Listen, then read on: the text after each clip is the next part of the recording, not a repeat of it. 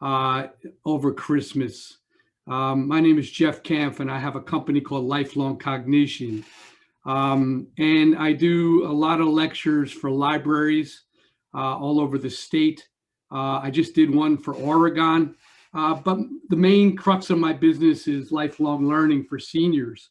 I do go into assisted living, independent living, and long-term care houses, communities, and lecture there. And it's just fantastic. And I'm excited because I'm starting to go back in person. So I love going and seeing everybody live. So tonight I'm going to present you a lecture. I have taught in high school for 15 years. I was at Hillsborough High School. I taught history. Then I left Hillsborough High School in 2013 and worked at Drew University for 2 years. Then I went up to Centenary and I worked there also. I did some evening work. But I ended up at Raritan Valley Community College, and I'm still at Raritan Valley Community College. I'm teaching virtually one class. So history is my thing. And tonight it's right up my alley because we're doing the 1920s. Right behind me is an icon from the 1920s. Everybody recognize it? What is it? The Empire State Building. Built, okay, in the 1920s. So let's get right to it. Let me see. Again, Zoom is a weird platform, so let me start.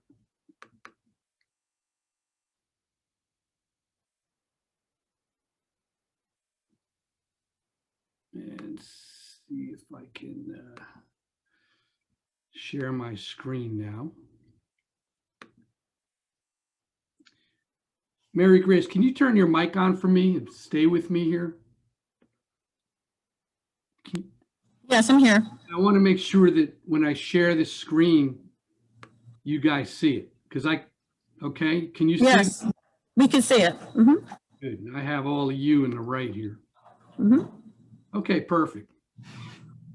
So the Roaring Twenties, it's really interesting because when we think about the Roaring Twenties, we think about a lot of politics. And when we think about a lot of politics, we definitely think about 1920, but we also think about 2020. We have had as much politics in 2020 as in the 1920s. So you're going to see a lot of parallels, okay? You're going to definitely see a lot of parallels. The election of 1920 was Warren Harding. He was a Republican. His motto was a return to normalcy.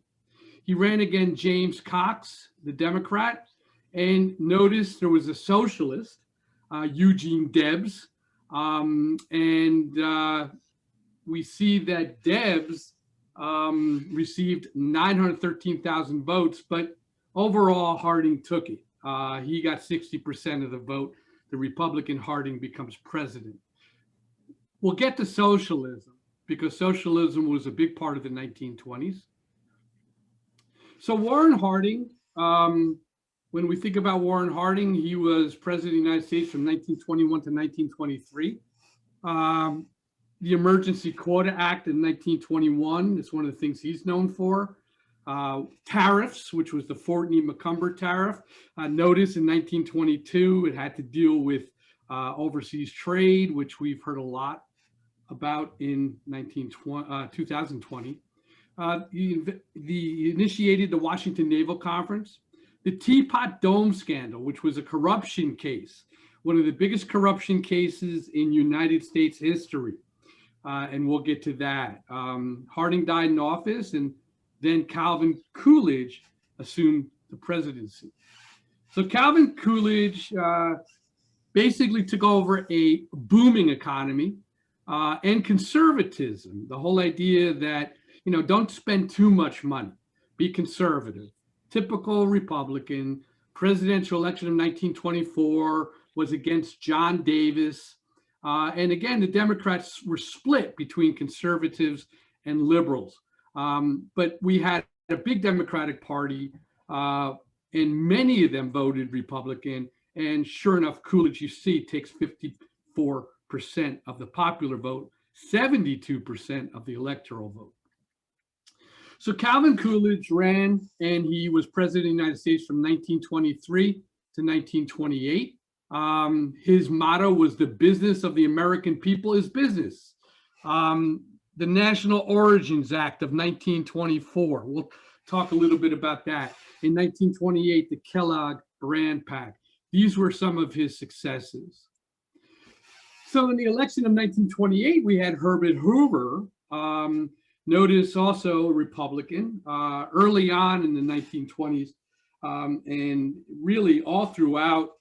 When you think about Theodore Roosevelt and Hoover and Coolidge and Harding, these were all Republicans. And you see that Hoover won 83.5% of the electoral vote and 58% of the popular vote. So again, these are big numbers. And he ran against the first Catholic major party candidate, Al Smith. Al Smith was a great guy.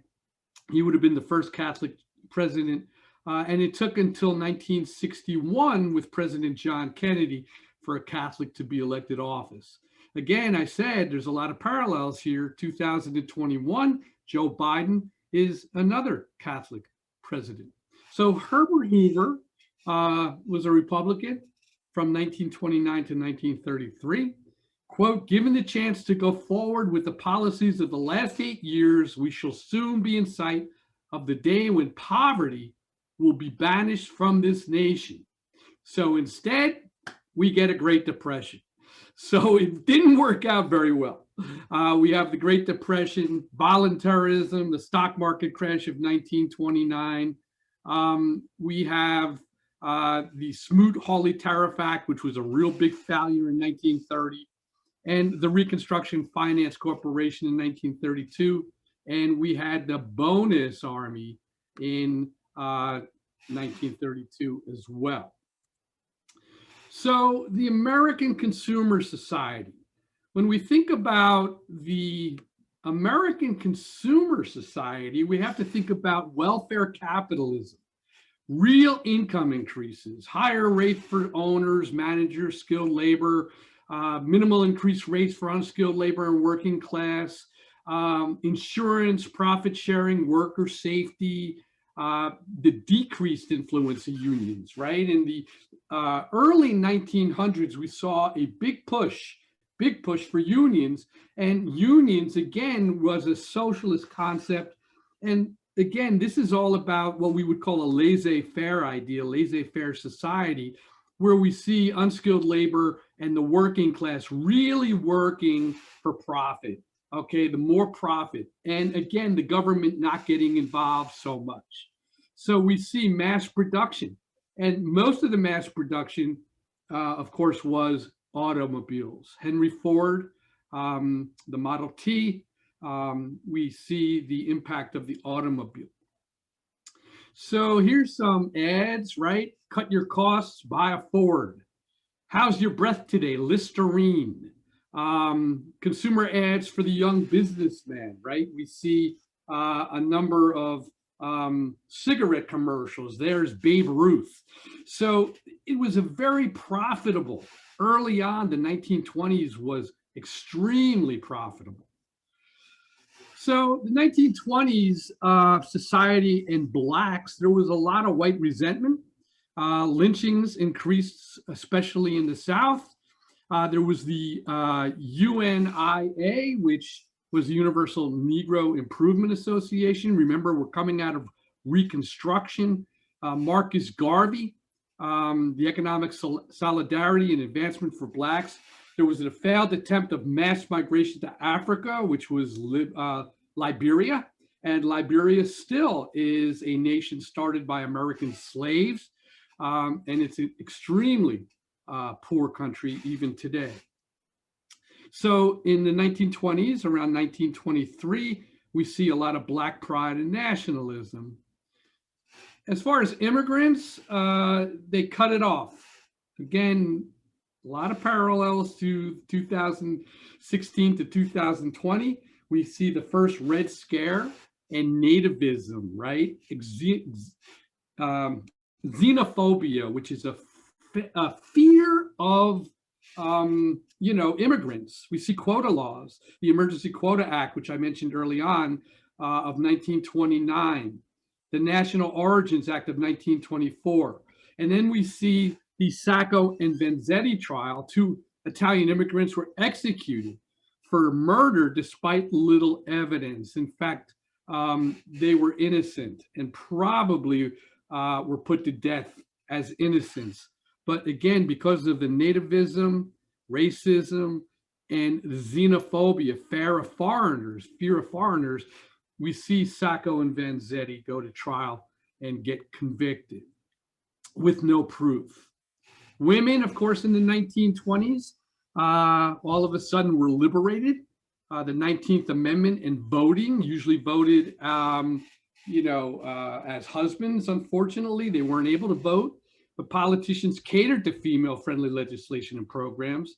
They had better employment, clerical secretaries, teachers, nurses, domestic servants, lower wages, and no managerial positions were allowed for women.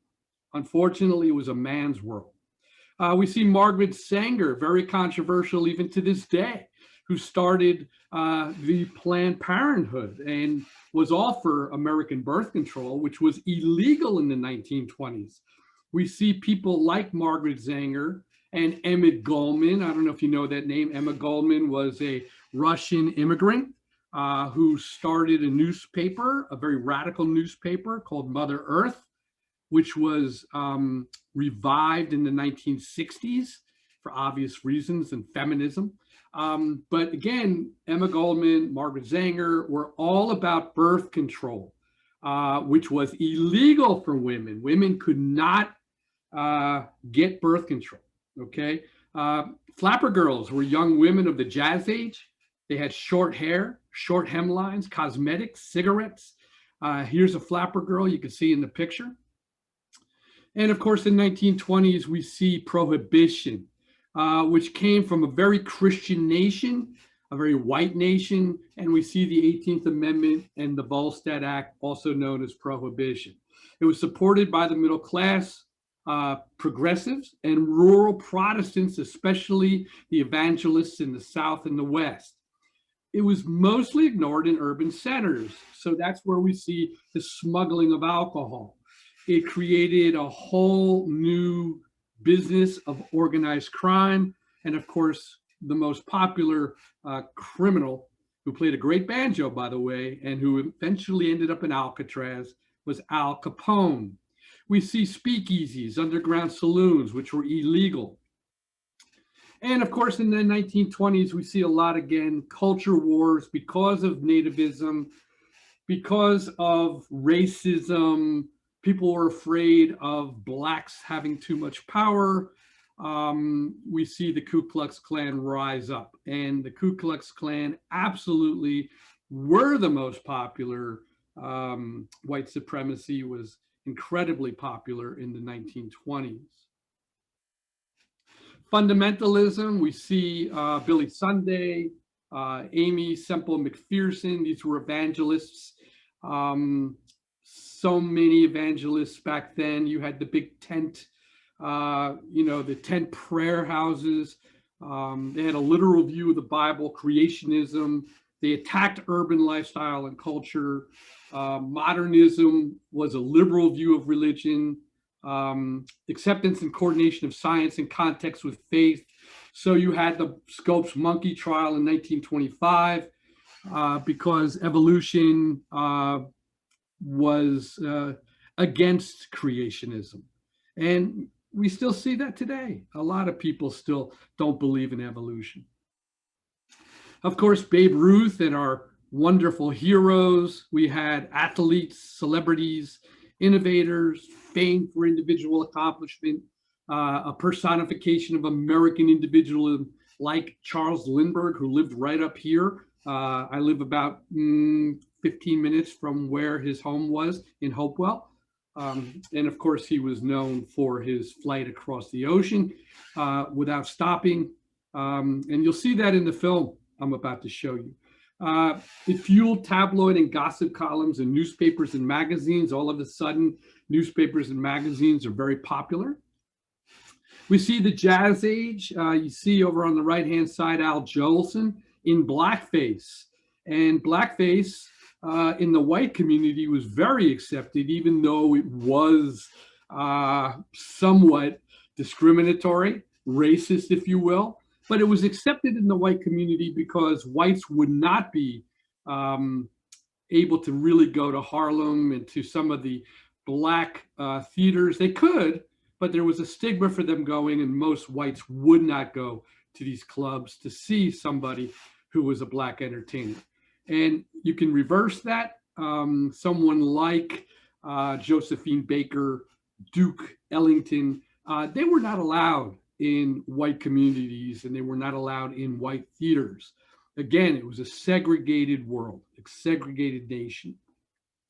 So we see jazz, of course, Louis Armstrong from New Orleans, George Gershwin, of course, very popular in the speakeasies and dance clubs, flappers. Radio becomes extremely popular. We start to see big jazz, big bands, right? And then we start to see talkies like the jazz singer, Al Jolson, as you see on the right. And of course, Charlie Chaplin, who owned an incredible studio, the Charlie Chaplin Studios in Brooklyn. He eventually moved that to LA. And he himself was an actor and was in most of his own movies. Became a big movie, boss, a movie boss. The Lost Generation, delusion by World War I, consumerism and modernism. We start to see people like Ernest Hemingway, The Sun Also Rises, A Farewell to Arms. Of course, Sinclair Lewis, Babbitt. We see F. Scott Fitzgerald, The Great Gatsby, which I know all of you know, The Great Gatsby.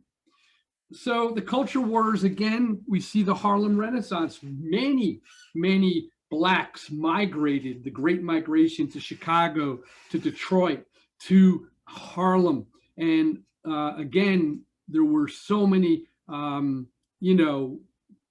was so much racism that this migration to Harlem really challenged racist stereotypes.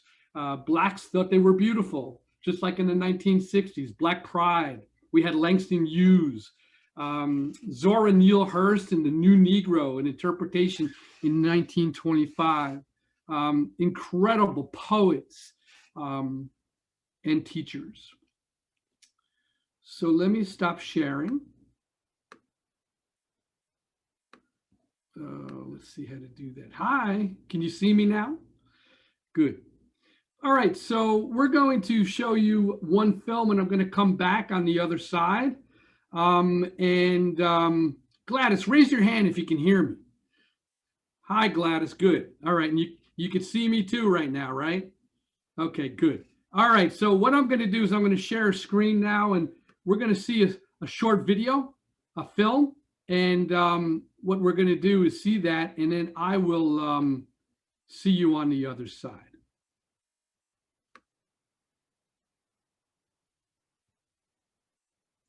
Just bear with me here.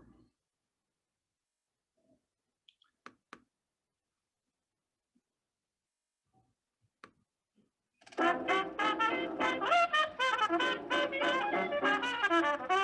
1920s was a period of...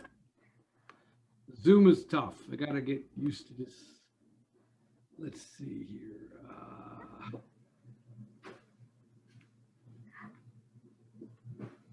Can you see that video? So Jeff, we can hear the video, but we can't see it. Up there, I think you got it. Got it now? Well, I can see your screen now. So if you play the video, I think we'll be able to see it. Okay, so now? And you can hear it? we just hear it. The 1920s was a period of great social, political, and economic change, especially in the U.S. It has come to be called... Still just hearing. By this time... You can't hear it? If you double click it would work. You can't hear the video? We can hear it, but we can't see it. Really? Yeah. Hold on. Let's see here. Oh. What do you see? We can see your files. Let me get rid of that. Let me get. Zoom is tough. I use a different webinar. Oh, okay. Can you see this now? Yes. Okay, let's do it. There we go. Sorry, guys. Oh, no problem. Not used to Zoom. More Americans were living in cities than on farms, Start it over. and the nation's wealth.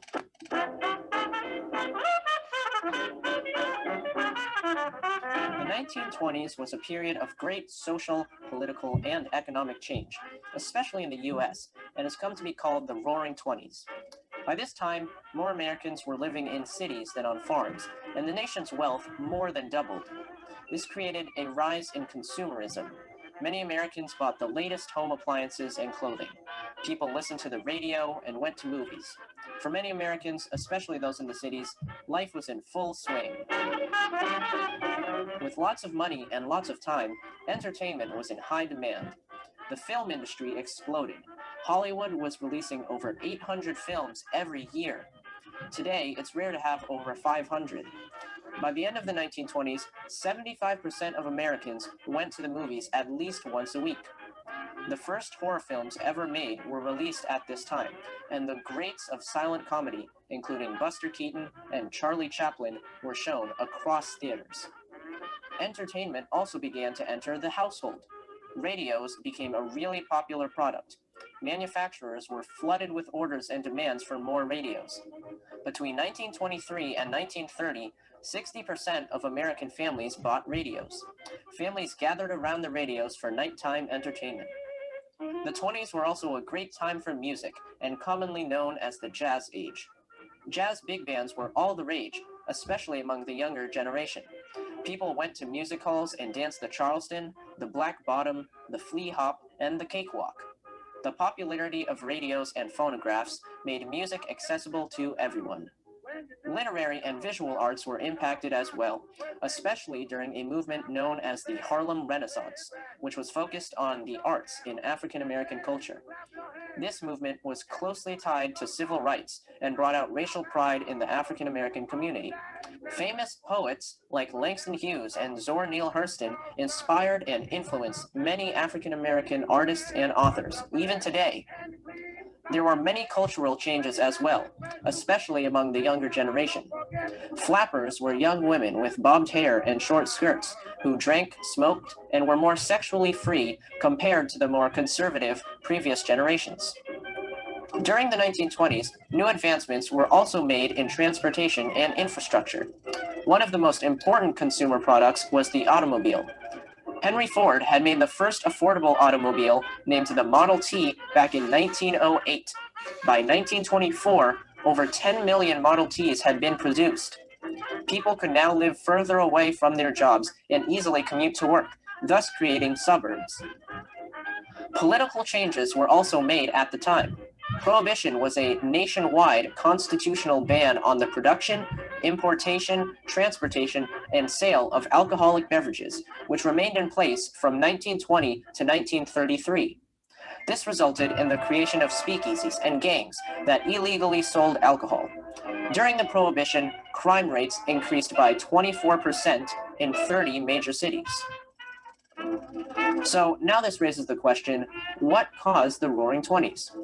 Well, during World War I, the US manufactured and sold a lot of weapons to the Allies. Around $17 billion was made by the weapon industries in the US. Annual incomes went from $580 in 1914 to more than $1,300 by the end of the decade. World War I dramatically changed the domestic economy, which set the stage for the prosperity of the 1920s. The main short-term effect of the Roaring Twenties was the stock market crash of 1929. There was an increase in bank credit and loans. These allowed people to buy things without having the money for it, and this doubled the consumer debt. The stock market kept rising during the 20s, and investors became overconfident and optimistic. Eventually, confidence fell, and investors all rushed to sell, since they were all heavily in debt. The crash marked the beginning of the Great Depression, the largest economic recession in U.S. history, which lasted 10 years. The Roaring Twenties had a lasting impact on the modern world. Lots of inventions from the time are still in use today, like the traffic light, pop-up toaster, and especially penicillin. The most important thing, though, was the increasing use of the assembly line, popularized by Henry Ford. This allowed for the mass production of anything, and this process is widely used in factories around the world today. The Roaring Twenties was similar to the European Renaissance and also the Enlightenment. They were all cultural revolutions which challenged past ideas or customs. Flappers defied the normal ways of being a woman. The Harlem Renaissance revolutionized African American arts. Jazz challenged the structure of older music with different chords, rhythms, and instrumentation. But why does this matter? Why should this be taught to ninth graders? Well, clearly, the 1920s was extremely influential to modern culture in the US. It was a time when movies, music, art, and pop culture flourished. Women and African Americans began to express themselves more freely, and most importantly, everyone had a great time. It's important to learn about our past and how our country has arrived at where we are today. It gives us an identity, and it brings us together. Henry Ford couldn't have said it better. Coming together is a beginning, staying together is progress, and working together is success.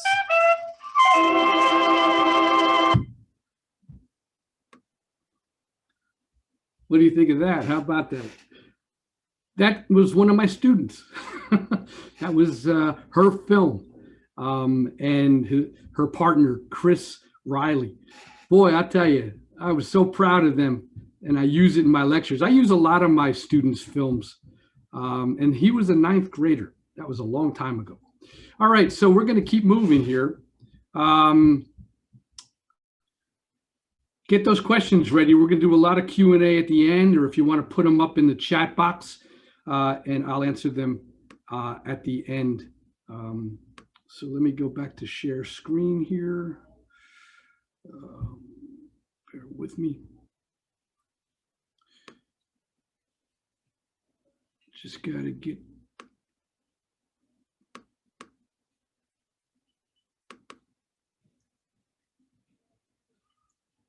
All right.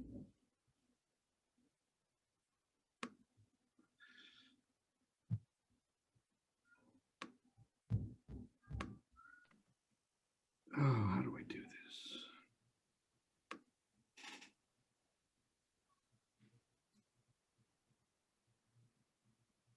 I don't know why this isn't working the way I expected it to do. So, can you see the politics of the 1920s? Nope, not yet. So we can just see you so far. You just see me. Yep, All right, hold on one second here. no problem.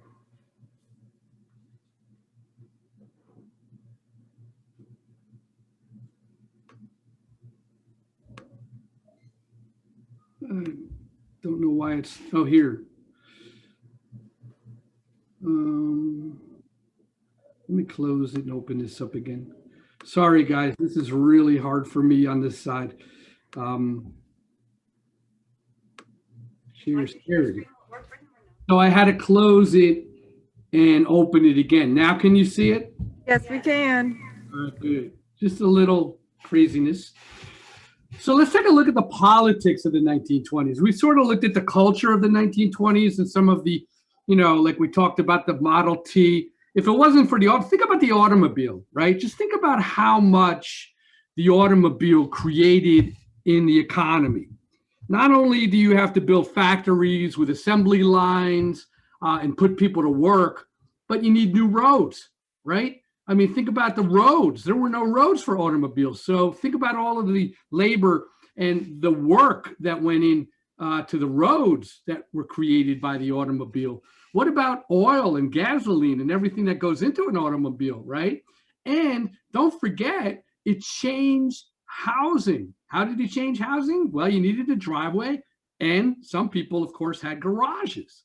So you know, the automobile really was the big industrial boom, which set off everything else, right? It set off buildings like the Empire State Building I just showed you. But politics was crazy. Why? Because again, we were coming out of World War I, right? The American public was exhausted from the war. Public debate over the League of Nations had divided America, right? President Wilson during World War I wanted to create the League of Nations, and we ended up not even becoming a part of the League of Nations, right? Which later on in the 1940s becomes the United Nations. But again, we weren't even a part of the League of Nations, which came from our American president. An economic downturn meant many faced unemployment.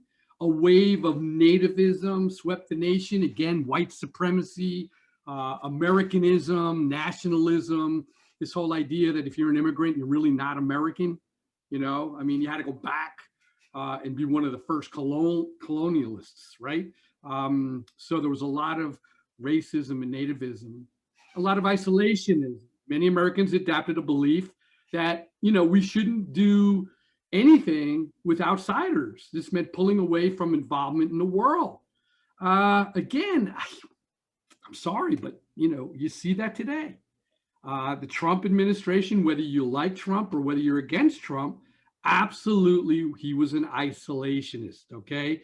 He got out of everything and wanted to basically put up a wall and not let any foreign governments, right, in. We had a fear of communism. One perceived threat to American life was the spread of communism. Remember, in 1917, the last year of World War I, we had a civil war in Russia, and the Bolsheviks, basically under Lenin, took over and they spread communism, which is an economic and political system based on a single government party, equal distribution of resources, the prohibition of private property, and a rule by a dictator. So again, 1917, a revolution in Russia transformed the nation, led to the overthrow of the czars, right? He was inspired by Marxism, a radical form of socialism that advocated violence. A communist party was formed in America, and it created a lot of, fear. The Red Scare, created a lot of violence, and it created a lot of division in our country. And again, I mentioned Sacco and Vanzetti. Fear of communism took the form of an anti-communist hysteria, the Red Scare, and it fed nativism in America, fear of immigration, right? A fear of, outsiders. It's called xenophobia. So two Italian anarchists, Sacco and Vanzetti, and you hear the word anarchist, and you immediately think, violence. Not all anarchists were violent in the 1900s. Anarchists were basically people who really, you could compare them today to libertarians. They didn't want much government, okay?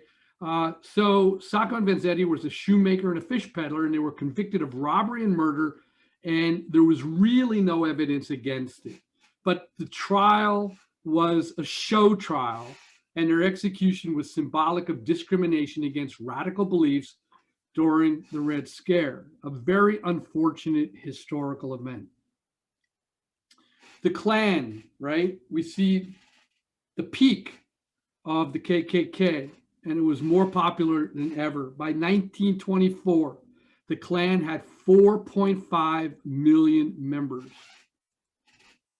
Congress limited immigration in response to nativist pressure. Congress decided to limit immigration from Southern and Eastern Europe and created the Emergency Quota Act of 1921. It established a quota system to control and restrict immigration. It went from 125,000 a year to 24,000 a year immigrants, right? And think of your grandparents, some of your great-grandparents who were immigrants. We see strikes outlawed during World War I. However, in 1919, there were more than 3,000 strikes involving 4 million workers, right? Because again, this was a time of big business and profit, and workers were getting paid very little, and they were working long hours. We see one of the strikes was the Boston police strike, a very, very big political event.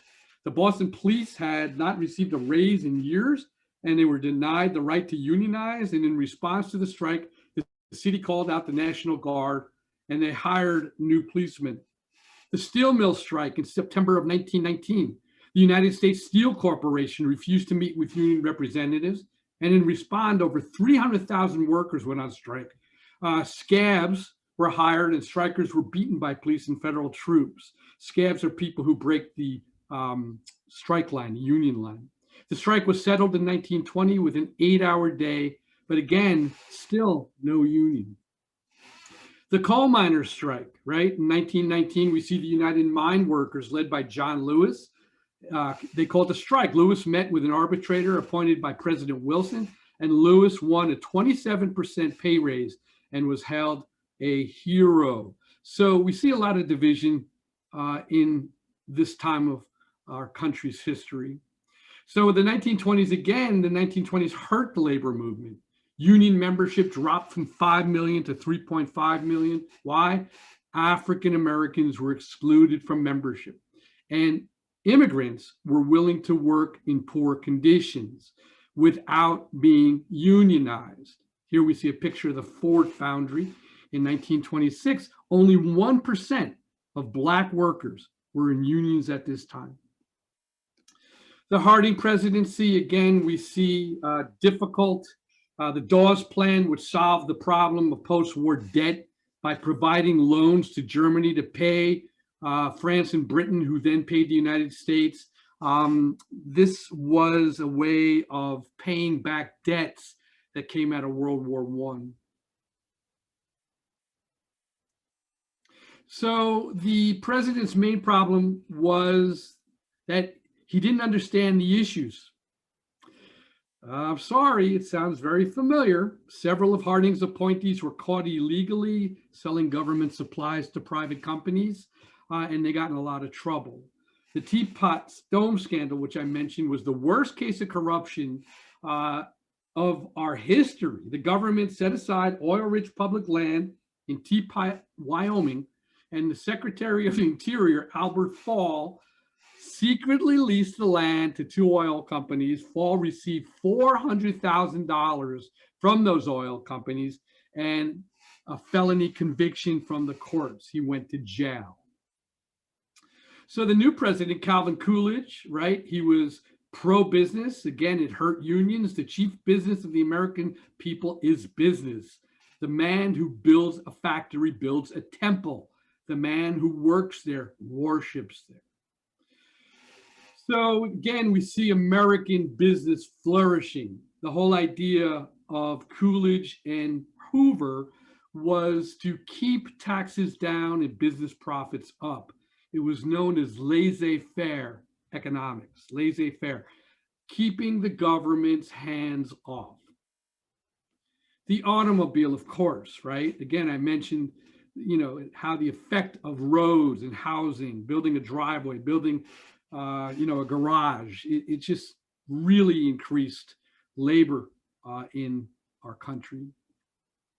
Again, paved roads, traffic lights, motels, billboards, garages, driveways, gas stations, repair shops, shopping centers, because you could drive there. Freedom for rural families who were basically stuck out in the rural communities.